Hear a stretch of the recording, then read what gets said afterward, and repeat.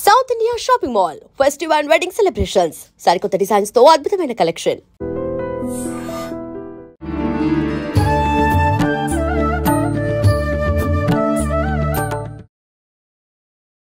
నమస్కారం, welcome to I dream. ధర్మ మార్గం కార్యక్రమానికి స్వాగతం. నేను మీ విజిత. ప్రస్తుతం మనతో పాటు ఉన్నారు ప్రముఖ ఆధ్యాత్మికవేత్త, జ్యోతిష్య పండితులు డాక్టర్ గుండెపూడి శివసుధీర్ శర్మ గారు. ఇప్పుడు వారితో మాట్లాడి మరిన్ని విషయాలు తెలుసుకుందాం.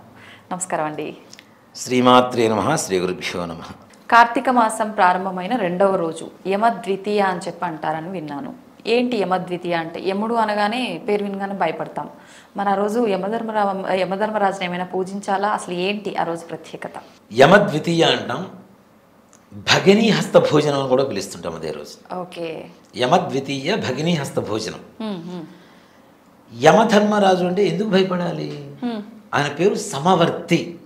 అంటే సర్వసాధారణమైనటువంటి చిన్నవాళ్ళ దగ్గర నుంచి పెద్దవాళ్ళ వరకు అందరికీ సమానమైనటువంటి న్యాయాన్ని చేకూర్చేటువంటి ఏకైక భగవంతుడు ఎవరైనా ఒక శక్తి ఉంది అంటే అది యమధర్మరాజు మాత్రమే. సమవర్తి, అందరి పట్ల సమానంగా ప్రవర్తించేటువంటి ఒక శక్తి. ఓకే. బీద ధనిక, చిన్న పెద్ద, పండితుడు పామరుడు, చిన్న పిల్లవాళ్ళు ముసలివాళ్ళు, ఎవ్వరికి ఏ రకమైనటువంటి సంబంధం లేకుండా అందరికీ సమానంగా ధర్మాన్ని ప్రవర్తించేటువంటి వాడే యమధర్మరాజు. ఓకే. యమధర్మరాజు. మనం భారతంలో ధర్మరాజు అంటే అబ్బా ధర్మరాజురా అని చూస్తూ ఉంటాం. ధర్మరాజుకి తండ్రి యమధర్మరాజు. యమధర్మరాజు శక్తి ద్వారా ధర్మరాజు పుట్టాడు మనకి. ఓకే. భారతంలో అంటే యమ అంటే ఏంటి? The best. బా యమ ఏ ఉన్నాడురా అంటుంటాం కదా. యమ అంటే ఏంటి? ద బెస్ట్, ఇంకా బెస్ట్ పొజిషన్. ఓకే. యమ ధర్మరాజు. ఆయనకు ఉండేటువంటి లక్షణం ఏంటి? అందరి పట్ల సమానంగా ఉండడం. కాబట్టి ఆయనకి సమవర్తి అనేటువంటి పేరు ఉంటుంది. ఆయనకి కనికరం ఇట్లాంటివి కూడా ఉండవు. ఏదైతే ఆయన ధర్మం ఉందో ఆ ధర్మాన్ని నిర్వర్తించాలంతే. ఆయన పని ఏదైతే ఉందో ఆ డ్యూటీ చేసుకుంటూ వెళ్ళిపోతాడు. ఇప్పుడు అందరి దేవుళ్ళని పూజిస్తారు కానీ యమధర్మరాజుని ఎవరు పూజించారు? చాలా తక్కువ మంది పూజిస్తారు. నిజంగా మాట చెప్పండి, యమధర్మరాజు చిత్రగుప్తుడికి ఇద్దరికి పూజలు ఉన్నాయి. ఆలయాలు కూడా ఉన్నాయా? ఉన్నాయి. ప్రతి నెల యమధర్మరాజుకి అమావాస్య రోజున యమతర్పణం అని చెప్పి వదులుతాం. అక్కడే యమధర్మరాజు సంతృప్తి పడుతున్నాడు మన పట్ల. ఓకే. అలానే మన పితృదేవతలు చనిపోయి పొరపాటు నరకంలో ఉన్న యమతర్పణం ద్వారా అరే ఫలానా వాడి కొడుకు యమతర్పణం నాకు తర్పణం వదిలేడరా అని చెప్పి వాళ్ళకి పడేటువంటి శిక్షను కూడా తగ్గించేటువంటి అవకాశం కూడా కనపడుతుంది దానివల్ల, యమతర్పణం వల్ల. ప్రతి అమావాస్యకి యమతర్పణం వదలవలసిందే, పితృతర్పణం చేయవలసిందే. కాబట్టి యమధర్మరాజుకు ఆ విధంగా పూజ చేస్తాం. అలాగే చిత్రగుప్తుడి నోము అని చెప్పి ఒక వ్రతం ఉంది. లక్షవత్తుల నోము, చిత్రగుప్తుడి నోము, ఇట్లా చేస్తారు. ఇది చిత్రగుప్తుడు ఎప్పుడైనా పట్టుకోవచ్చు. రథసప్తమి నుంచి మాఘశుద్ధ సప్తమి నుంచి మరలా మాఘశుద్ధ సప్తమి వరకు, సంవత్సరం వరకు ఈ చిత్రగుప్తుడు నోము ప్రతినిత్యం కూడాను ఆయనకి ఇవ్వవలసినటువంటి ఒక పండు తాంబూలం ఇట్లాగే నోములు ఉంటాయి కదా, ఆ తాంబూలం ఇచ్చేసుకొని నమస్కారం చేసుకుని బ్రాహ్మడికి చివరికి రథసప్తమి అయిపోయిన తర్వాత, మరలా సంవత్సరం అయిపోయిన తర్వాత దాని ఉద్యాపన అనేటువంటి ఒక విధానం ఉంటుంది. ఎందుకు చేయాలి అసలు ఈ చిత్రగుప్తుడు అంటే మనం చేసేటువంటి పాపపుణ్యాల ఫలితం ఏదైతే ఉందో, పాపపుణ్యాలు వాటి ప్రభావం తగ్గడం కోసం, మనం స్వర్గగతులు కలగడం కోసం చిత్రగుప్తుడు నోము చేస్తాం. ముఖ్యంగా మన పూర్వీకులు చేసినటువంటి పాపాలు కావచ్చు, మనం చేస్తున్నటువంటి పాపాలు కావచ్చు, భవిష్యత్ తరాలకు కూడా మంచి కలగాలి, మన కుటుంబం పట్ల చిత్రగుప్తుడికి మంచి దయ కలగాలి అనేటువంటి ఒక లక్షణంతో చేస్తారు. చిత్రగుప్తుడి టెంపుల్ కూడా ఉంది మన హైదరాబాద్లో కూడా. అలాగే చిత్రగుప్తుడు నోము చేస్తారు. అది కూడా 3 రోజులు ఉంటుంది. చాలా పెద్దది, 365 కలశాలతో చేస్తాం మనం. అది కూడా ఏ 3 రోజులు? ఇది అది ఈ రథసప్తమి అయిపోయిన తర్వాత, సంవత్సరం నుంచి సంవత్సరం అయిపోయిన తర్వాత, రథసప్తమి నుంచి రథసప్తమి సంవత్సరం అయిపోతుంది కదా, అప్పుడు ఉద్యాపనే 3 రోజులు. చాలా పెద్ద పూజ ఉంటుంది. బంగారు రేగి పండు, మారేడు దళాలు, ఒడ్లు, ఇవన్నీ కూడా బ్రాహ్మణులకు దానం ఇవ్వడం, వస్త్రాలు ఇవన్నీ దానం చేయటం, ఇదంతా ఓ పెద్ద ప్రాసెస్ అనమాట. మాట చెప్పాలంటే పెద్ద పూజా కార్యక్రమం చిత్రగుప్తుడు నోము అనేటువంటి. అది చాలా మంది చేస్తూనే ఉంటారు పూర్వీకులు. అంటే ఇప్పుడు 70-80 ఏళ్ళు ఉన్న వాళ్ళకి బాగా తెలుస్తుంది ఆ చిత్రగుప్తుడు నోము గురించి. ఇప్పుడు బాగా చేస్తుంటారు. ఇప్పటికి నేను చాలా చోట్ల ఉద్యాపనలు అవి చేయిస్తుంటాను, అవి వ్రత ఉద్యాపనలు అవి. ఆ విధంగా చిత్రగుప్తుడు పూజ చేస్తూ ఉంటాం. మరి యమద్వితీయ అంటే అసలు ఏంటి అంటే, మనం రాఖీ పండుగ చేసుకుంటాం కదా.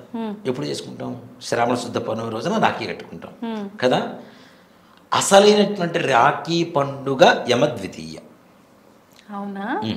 అసలైన రాఖీ పండుగ యమద్వితీయ. దేనికి అంటే యమధర్మరాజు చెల్లెలు యమున, యమున ఈ యమధర్మరాజుని భోజనానికి రమ్మని ప్రతిరోజు అడుగుతుంది. అన్నయ్య ఒక్కసారి మా ఇంటికి వచ్చి భోజనం చేయి, అన్నయ్య ఒక్కసారి మా ఇంటికి వచ్చి భోజనం చేసి వెళ్ళు, మా ఆతిథ్యం స్వీకరించు, ఆతిథ్యం ప్రతిరోజు అడుగుతూనే ఉంది. ఆయనకి దొరక్క ఫుల్ బిజీ పర్సన్ కదా ఆయన. సో ఆయనకి దొరక్క కార్తీక శుద్ధ విధియ రోజున ఖాళీ దొరికితే యమునా దగ్గరికి వచ్చి భోజనం చేసి వెళ్ళారట. భోజనం చేసి ఆయన ఇవ్వగలిగిన కానుకలు అమ్మాయికి, ఆయన సహోదరికి ఇచ్చి ఇంటికి వెళ్ళిపోయారు. అక్కడ అన్న చెల్లెళ్ళ బంధం అక్కడ ఉంది. అది అసలైన రాఖీ పండుగ. అందుకనే భగిని అంటే అక్క కానీ చెల్లి కావాలి, సహోదరి. హస్త భోజనం అంటే అక్క ద్వారా కానీ చెల్లి చేతి ద్వారా కానీ భోజనం వడ్డించుకొని తినాలి ఆ రోజు. భగిని హస్త భోజనం తిని మేము పుట్టిన వాళ్ళు నీకు సపోర్ట్ ఉంటాం, ఎప్పటికీ కూడాను నీతోనే ఉంటాము, మేము ఉన్నాము నీకు అని చెప్పి వారి ద్వారా ఏదైతే కానుకలు ఇవ్వగలుగుతారో, వాళ్ళకి సహాయం చేయగలుగుతారో, పుట్టింటి నుంచి ఇవ్వవలసినటువంటి కానుకలన్నీ కూడా ఆ సహోదరికి ఇచ్చి ఆనందపరిచి వాళ్ళ దగ్గర రక్షాబంధనం కట్టించుకొని, రక్షాబంధనం అంటే బంగారు రాఖీలు, వెండి రాఖీలు, ఈ ప్లాస్టిక్ రాఖీలు ఇవి కాదు, దారానికి 5 పోగులు పోసి చక్కగా పసుపు పూసి దానికి ఒక మామిడాకు కానీ పసుపు కొమ్ము కానీ ఒక పుష్పం కానీ ఏదైనా చక్కగా ముడివేసి కట్టేసుకొని అది చెల్లితో కట్టించుకొని ఆ రోజున భోజనం చేసి ఆమె కానుకలు ఇవి రావడం అనేది యమద్వితీయ యొక్క లక్షణం. ఓకే, మీరు ఇంతకుముందు రాఖీ పౌర్ణమి దాంట్లో చెప్పారు కదా, ఈ రోజే రాఖీ కట్టించుకోవాలని. అది ఈ కార్తీక మాసంలో కట్టించుకుంటాను కూడా చెప్పారు కదా. అదే కార్తీక మాసంలో రెండో రోజు వచ్చేటువంటి యమద్వితీయ భగిని హస్త భోజనం అంటాం. ఓకే, అంటే ప్రతిసారి రెండవ రోజు వస్తుందా? ప్రతి సంవత్సరం అంతే. కార్తీక మాసంలో రెండో రోజు విధియ, అదే యమద్వితీయ, అదే భగిని హస్త భోజనం. కాబట్టి ఆ రోజున చేయండి. నిజంగా మన సంప్రదాయాన్ని తెలియని పిల్లలకు కూడా, భవిష్యత్ తరాలకు కూడా అందజేయండి తప్పనిసరిగా. రాఖీ పండగ రాగానే 100 షాపులు వచ్చేస్తాయి, నేను అది కొన్నాను ఇది కొన్నాను, ఇదంతా కాదు. ఇది కట్టి చూడండి, తప్పనిసరిగా మీ అక్క చెల్లెళ్ళు సంతోషంగా ఉంటారు, మీరు ఆరోగ్యంతో సంతోషంగా ఉంటారు. ఇక్కడేంటి పుట్టింటి వాళ్ళ ఇవ్వవలసినటువంటి కానుకలు ఎలా ఉంటాయంటే, అమ్మాయి పెట్టుకున్నటువంటి కుంకుమ బొట్టు దగ్గర నుంచి కూడా మనమే ఇవ్వాలని చెప్పి చెబుతూ ఉన్నాను. నేను చాలాసార్లు చెప్పే ఈ మాట కూడా. కుంకుమ కావచ్చు, కాళ్ళకి పెట్టుకున్నటువంటి పసుపు కావచ్చు, ఏవైనా ప్రతి ఒక్కటి కట్టుకున్నటువంటి వస్త్రం కావచ్చు. అమ్మాయి అత్తగారింటికి వెళ్ళిపోయినా పుట్టింటి వారి బంధం తెగకుండా ఉండాలి, పుట్టింటి వారి మీద మమకారం ఉండాలి, పుట్టింటి వారితో ఒక సంపూర్ణమైనటువంటి బంధం ఉండాలి అంటే, అనుబంధం ఉండాలి అంటే తప్పనిసరిగా పుట్టింటి వారి దగ్గర నుంచి అన్నీ వెళ్ళాలి.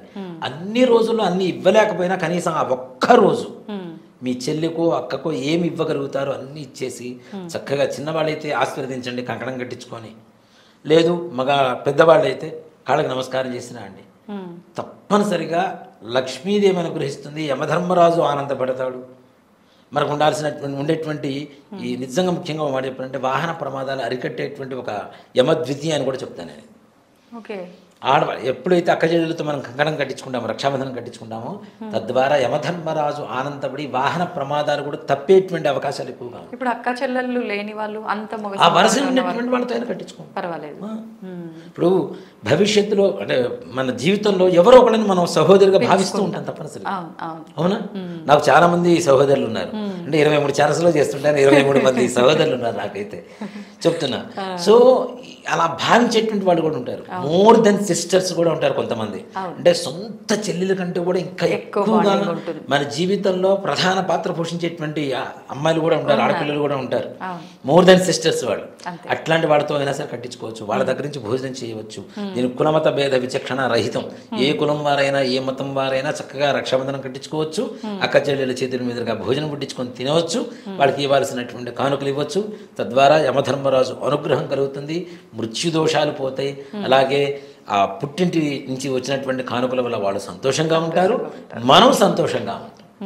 అది. ధన్యవాదాలు గురుగారు. శ్రీమాత్రే నమః. శ్రీ గురుభ్యో నమః. నమస్తే అమ్మ.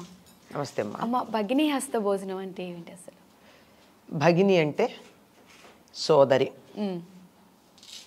అక్క కావచ్చు, చెల్లెలు కావచ్చు. భగిని హస్త భోజనం అంటే అక్క చెల్లెళ్ళ చేతి భోజనం చేసేటటువంటి రోజు. సంవత్సరంలో ఈ రోజున తప్పనిసరిగా అక్క చెల్లెళ్ళు వండి అన్నదమ్ములకి పెట్టాలి అని మనకి ఒక సంప్రదాయం ఉంది. మనకి దక్షిణ దేశంలో ఎందుకో ఇది పెద్దగా లేదు, ఉత్తర దేశంలో ఉండేది. దాన్ని మనం ఇప్పుడు అనుసరిస్తూ ఉన్నాం.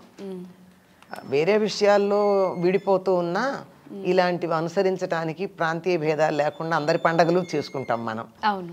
కానీ రాజకీయాలకు కానీ ఇతర విషయాలకు కానీ సంస్కృతి విషయంలో వచ్చి కొట్టుకుంటాం. అవును. ప్రాంతీయ భేదాలు పెట్టుకుని. పోనీ ఇది బాగానే ఉందిలే, నేను కలిపి చేసుకుంటున్నాం కదా అని ఏమన్నా కలిసి ఉంటున్నామా అన్నది కొంచెం ఆలోచించాలి. ఈ పండగలు చేసుకుంటూ అటువంటి ఐకమత్యాన్ని పాటించుకుంటే బాగుంటుంది. ఉత్తర దేశంలో ఉన్నటువంటి సంప్రదాయం ఏమిటంటే ఆడపిల్ల ఇంట్లో ఎప్పుడు భోజనం చేయరమ్మా వాళ్ళు. ఆడపిల్ల సొమ్ము తినకూడదు అని ఒక నియమం. వాళ్ళ ఇంటికి వెడితే కూడా అమ్మాయిని ఇచ్చినటువంటి ఇంటికి తండ్రి పెడితే కూడా అక్కడ తినకుండా వచ్చేస్తారు, సొమ్ము తీసుకోకూడదు, అన్నం కూడా తినరు. అన్నం కూడా తినకూడదు. అన్నం తిండే మంచి కొంతమంది అయితే ఇంకా చాదస్తులు ఉన్నారు కొన్ని ప్రాంతాల్లో. మంచినీళ్ళు తాగితే కూడా ₹1 అక్కడ పెట్టేవాళ్ళు పూర్వకాలం. అది ఒకప్పటి మాట. అలా ఉన్నటువంటి రోజుల్లో మరి ఏమైపోతుంది, ఎప్పుడు ఆడపిల్ల వాళ్ళు ఆడపిల్ల వాళ్ళు తెచ్చుకున్నటువంటి మగపెళ్లి వారు ఉంటారే, మగపిల్లాడి పక్షం వాళ్ళు వీళ్ళని దోచుకు తినడమేనా? అందుకని సంవత్సరంలో ఒక్కరోజునన్నా అక్క చెల్లెళ్ల చేతులు భోజనం చేయాలో నియమం పెట్టారు. అక్క చెల్లెళ్ళు అన్నదమ్ముల మధ్య అనుబంధం పెరగడానికి ఇది కారణం అవుతుంది.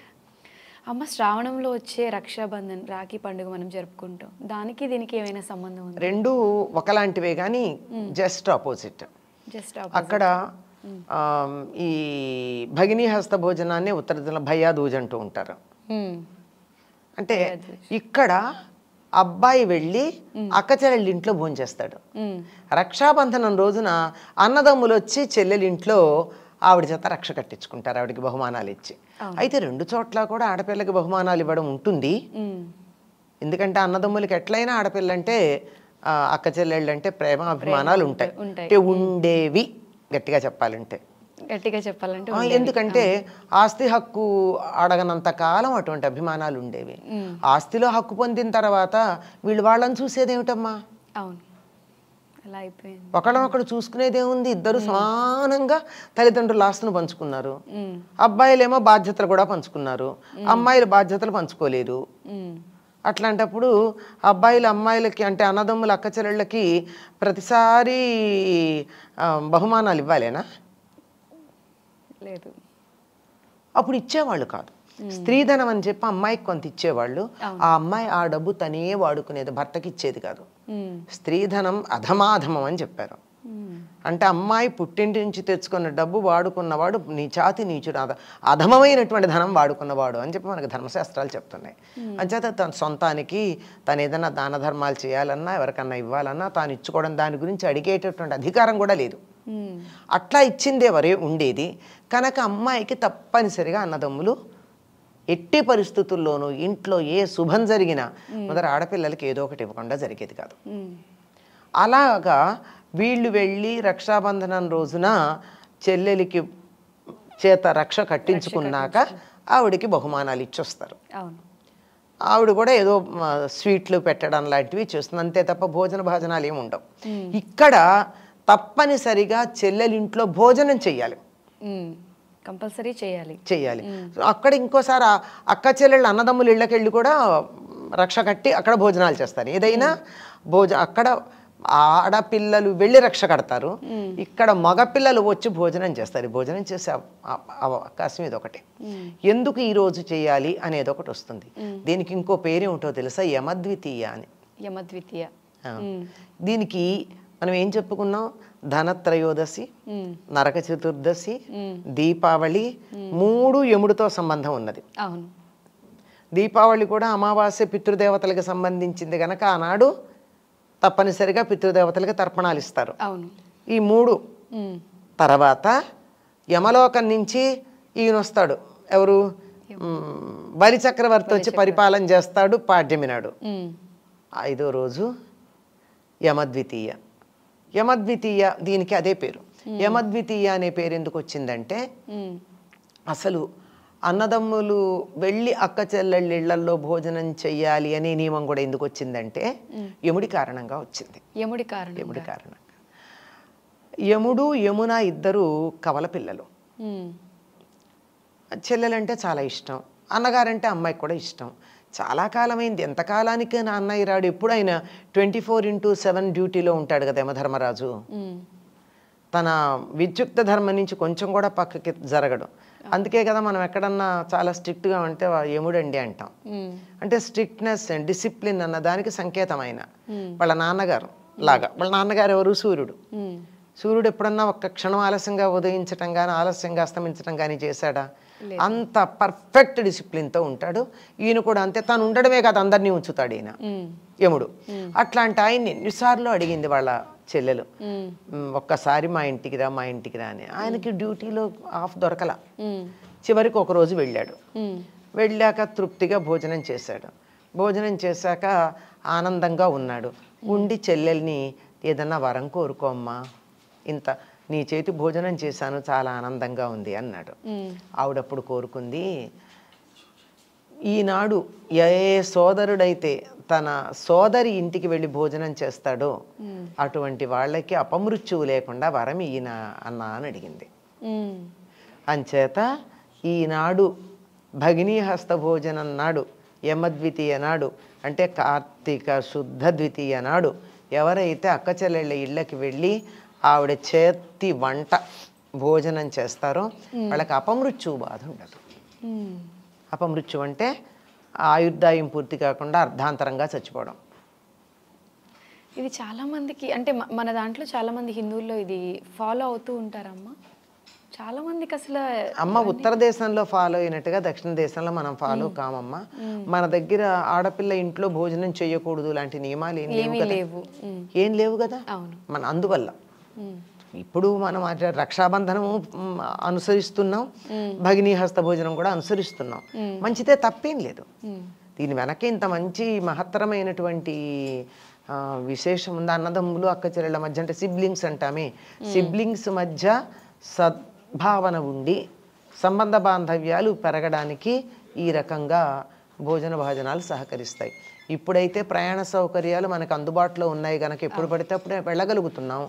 ఆ రోజుల్లో లేవు గనక బద్దకిస్తారని ప్రత్యేకంగా కొన్ని రోజులు తప్పనిసరిగా వెళ్ళి అక్కచెల్లెళ్ళని చూసిరండి, వాళ్ళ కుటుంబ పరిస్థితులు చూడండి, ఆవిడ తన దగ్గర ఏముంటే అది పెడుతుంది, మీకు పంచపక్ష పరమాన్నాలు పెట్టిందా, పచ్చడి మెతుకులు పెట్టిందా, దాన్ని బట్టి ఆవిడ కుటుంబం ఎలా ఉందో మీకు అర్థం కూడా అవుతుంది కదా. ఎన్ని ఉంటాయి ఒక దాంట్లో. పైకి ఇవన్నీ చెప్పరు, ఈరోజు వెళ్ళండి మీకు అపమృత్యు బాధ ఉండదు అని చెప్తారు. అసలు చాలా ప్రతి దాని గురించి చాలా అద్భుతంగా చక్కగా వివరిస్తున్నారమ్మా. Thank you so much. మంచిదమ్మా, శుభం.